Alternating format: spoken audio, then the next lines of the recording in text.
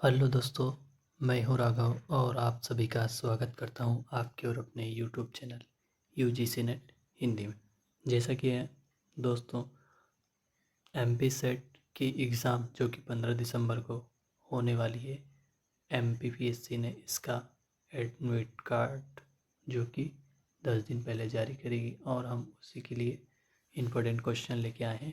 15 question महत्वपूर्ण प्रश्न जो कि परीक्षा में पूछे जा सकते हैं। तो बिना देरी किए हम शुरू करेंगे पहला क्वेश्चन। ठीक है, तो पहला प्रश्न हम देख लेते हैं।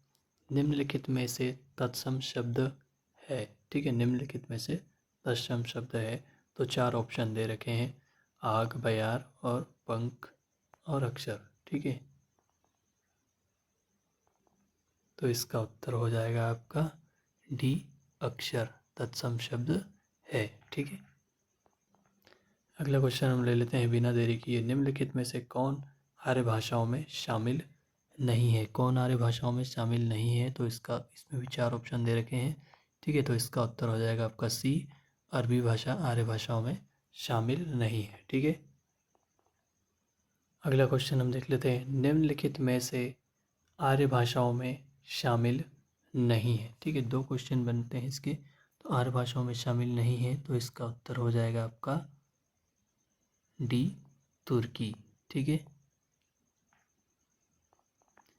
अगला क्वेश्चन हम देख लेते हैं। निम्नलिखित में से तत्सम शब्द नहीं है। तत्सम शब्द कौन सा नहीं है वो हमें देखना है। तो इसमें भी 4 ऑप्शन दे रखे हैं, आज्ञा, राय, सर्व और स्वामी। ठीक है, ठीक है, तो इसका उत्तर हो जाएगा आपका बी, राय तत्सम शब्द नहीं है। ठीक है, अगला क्वेश्चन हम देख लेते हैं।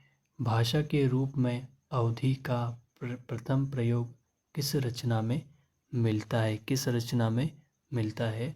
तो 4 ऑप्शन इसमें भी दे रखे हैं, काली की बारी, उक्ति, व्यक्ति, प्रकरण, चंदायन और मृगावती। ठीक है, तो इसका उत्तर हो जाएगा आपका ए, खाली की बारी में अवधि का प्रथम प्रयोग किया गया था, प्रथम भाषा का प्रयोग किया गया था। ठीक है, अगला क्वेश्चन हम देख लेते हैं।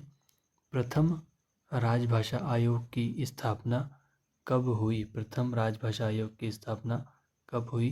तो इसका उत्तर हो जाएगा आपका, इसमें भी 4 ऑप्शन दे रखे हैं। ठीक है, तो इसका उत्तर हो जाएगा आपका डी, 7 जून 1955। ठीक है, 7 जून 1955। अगला क्वेश्चन हम लेते हैं। बघेली बोली किस अपभ्रंश से विकसित हुई है? बघेली बोली किस अपभ्रंश से विकसित हुई है? तो इसका उत्तर हो जाएगा आपका सी, अर्धमागधी अपभ्रंश से विकसित हुई है। ठीक है, अगला क्वेश्चन हम देख लेते हैं। स्पर्श संघर्षी व्यंजन ध्वनि कौन सी है? स्पर्श संघर्षी व्यंजन ध्वनि कौन सी है? तो इसका उत्तर हो जाएगा डी, झ। ठीक है, अगला क्वेश्चन हम देख लेते हैं। स्वर ध्वनि के संबंध में निम्नलिखित तथ्यों पर विचार कीजिए। निम्नलिखित तथ्यों पर विचार कीजिए ध्वनि, स्वर ध्वनि के संबंध में। ठीक है, तो मैं केवल सीधे उत्तर की बात करेंगे हम। तो इसका उत्तर हो जाएगा आपका बी, केवल 2, 3 और 5। केवल 2, 3 और 5। ठीक है, उच्चारण की दृष्टि से मूल स्वर 10 हैं। ठीक है, स्वर ध्वनि के उच्चारण में हवा अबाध गति से मुख विवर से निकलती है। ठीक है, मात्रा के आधार पर स्वर 2 प्रकार के होते हैं, ह्रस्व और दीर्घ स्वर। ठीक है, तो इसका उत्तर हो जाएगा आपका बी, दूसरा, तीसरा और पांचवा। ठीक है, तो अगला क्वेश्चन हम ले लेते हैं। क्रिया के संबंध में निम्नलिखित तथ्य हैं। क्रिया के संबंध में निम्नलिखित तथ्य हैं, तो सीधे हम उत्तर की बात करेंगे। ठीक है, तो इसका उत्तर हो जाएगा आपका सी, केवल 2, 3 और 5। केवल 2, 3 और 5। ठीक है, जो क्रियाएं वाक्य के अंत में रहकर वाक्य को समाप्त करती है वे समापिका क्रियाएं कहलाती हैं। ठीक है, जिस शब्द के प्रयोग द्वारा किसी वस्तु के विषय में विधान किया जाता है उसे क्रिया कहते हैं। क्रिया के मूल अंश को धातु कहते हैं नीचे। ठीक है, क्रिया के मूल अंश को धातु कहते हैं। तो इसका उत्तर हो जाएगा आपका सी, 2, 3 और 5।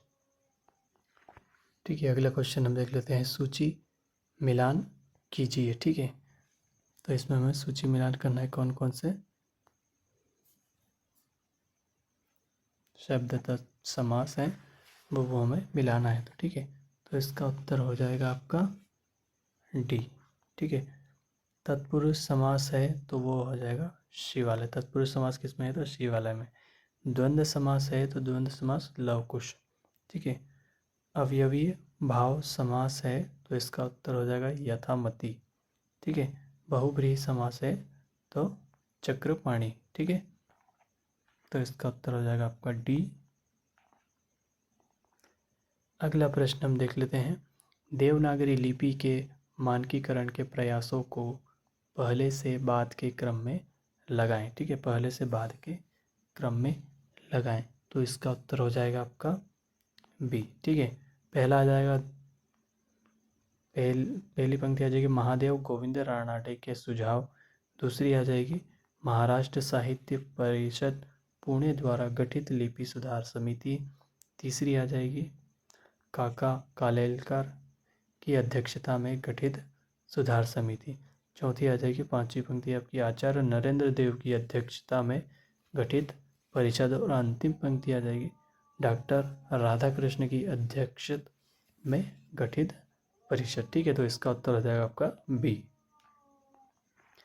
अगला क्वेश्चन हम देख लेते हैं। नीचे दिए गए दो कथन दिए गए हैं, एक अभिकथन के रूप में लिखित है तो दूसरा उसके कारण के रूप में। ठीक है, अभिकथन है भौगोलिक परिवेश का भाषा के मानकीकरण की प्रक्रिया में महत्वपूर्ण योगदान रहता है। ठीक है, कारण दे रखा है भाषा मूलतः सामाजिक उत्पाद है। सामाजिक परिवेश किसी भाषा के मानकीकरण की प्रक्रिया को गति प्रदान करने वाला सबसे सबल कारण है। तो इसका उत्तर हो जाएगा आपका ए और आर दोनों सही है और आर ए की सही व्याख्या है। ठीक है, तो इसका उत्तर हो जाएगा आपका ए। ठीक है, अगला क्वेश्चन हम देख लेते हैं। नीचे दो कथन दिए गए हैं। पहला कथन है बघेली बोली के अन्य दो नाम लरिया और कलताही भी है। दूसरा कथन दे रखा है डॉक्टर उदय नारायण तिवारी के अनुसार अवधी बघेली और छत्तीसगढ़ी में बहुत कम अंतर है। ठीक है, उपयुक्त कथन के आलोक में नीचे दिए गए विकल्पों में से सही उत्तर का चयन कीजिए। ठीक है, तो इसका उत्तर हो जाएगा आपका डी। कथन असत्य है लेकिन कथन दूसरा सत्य है। कथन पहला जो है वह असत्य है और दूसरा कथन जो है वह सत्य है। ठीक है, हमारा अगला और अंतिम प्रश्न, देवनागरी लिपि का विकास क्रम क्या है? देवनागरी लिपि का विकास क्रम क्या है? तो इसका उत्तर हो जाएगा आपका बी।